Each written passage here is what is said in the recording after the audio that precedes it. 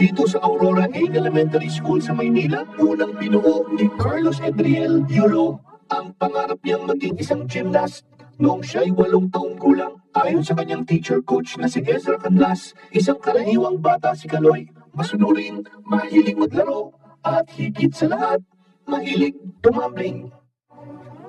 Si Ma'am Ezra ang taga-ayos ng damit ni Kaloy pag nasa kompetisyon at siya rin ang nag-aayos ng schedule. Bilang isang teacher coach, trabaho ni Ma'am Ezra ang tutukan si Kaloy para masigurong mababalanse niya ang kanyang pag-aaral at pagiging atleta.